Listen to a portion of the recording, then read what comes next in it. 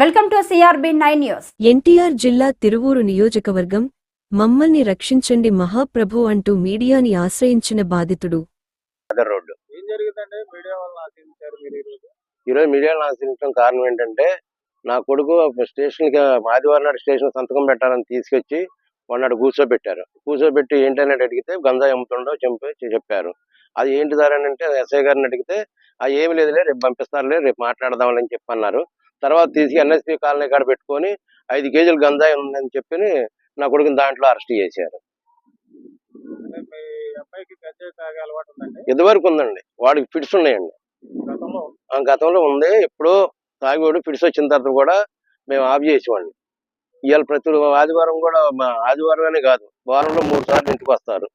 మేము ఉండేది అద్దెకి, నాకు ఇల్లు వాకిలు లేదు, అద్దెంట్లో ఉంటున్నా, ఏదో కూలి పని చేసుకుంటా. వాళ్ళ ఇంటికాడికి వచ్చి పెద్ద పెద్ద కేకలు వేయటం పోలీసు వారు, మమ్మల్ని ఇంటి అద్దెలు కూడా ఉండిచ్చే పరిస్థితి కూడా లేకుండా చేశారు మమ్మల్ని. నా కొడుకు జరిగిన అన్యాయాన్ని ఇప్పుడు నేను ప్రశ్నించాలనే ఉద్దేశంతో మీ దగ్గరకు వచ్చాను. నేను పోలీసు వారిని అడిగాను. అడిగితేనే చెప్పారు నాకు, ఏమి లేదు, రేపు పంపించేస్తామని చెప్పి రేపు మాట్లాడదామని చెప్పారు.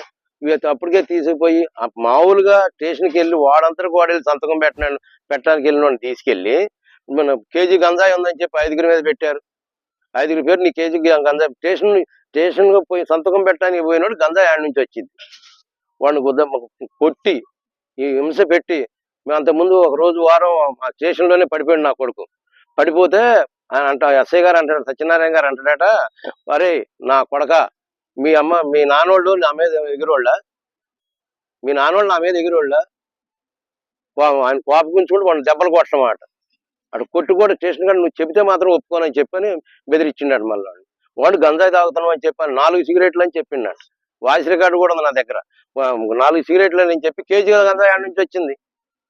ఎస్ఐ గారు చెప్పిండు 4 సిగరెట్లు తాగుతున్నాడని చెప్పి ఎస్ఐ గారే చెప్పారు. ఇవాళ కేజీ గంజాయి ఆడ నుంచి వచ్చింది నా కొడుకు ఎన్ఎస్పీ కాలు కాడ.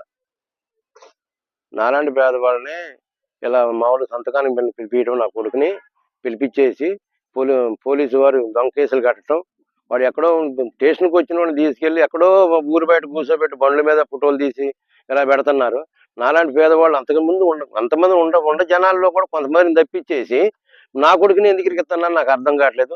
మేము ఎస్ఐ గారితో కూడా చెప్పాం. అంతకుముందు ఒకసారి నా కొడుకు పిడిసి వచ్చి పడిపోతే నేను ఎస్ఐ గారిని అడిగాను, అయ్యా కొద్దిగా ఇన్ఫర్మేషన్ ఏమన్నా చూడండి, మీరు హాస్పిటల్ కానీ తీసుకెళ్ళొచ్చు కండి, నా కొడుకు పిడిసి ఉన్నాయంటే వెళ్ళవాయా అని చెప్పానండు.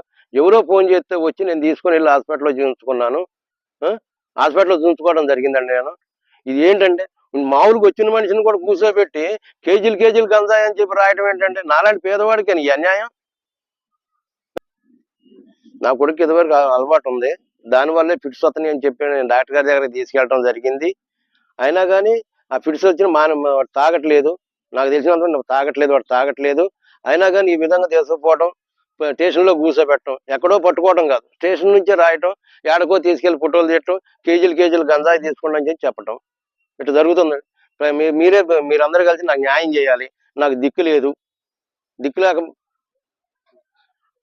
ఇది జరిగిన దానికి ఎమ్మెల్యే గారు, ఎంపీ గారి దృష్టికి తీసుకెళ్లి న్యాయం జరగాలని నేను అందరినీ కోరుకుంటున్నా. ఎస్పీ గారికి, డిఎస్పీ గారికి కూడా దండాలు పెట్టి తెలియజేసుకుంటున్నాను.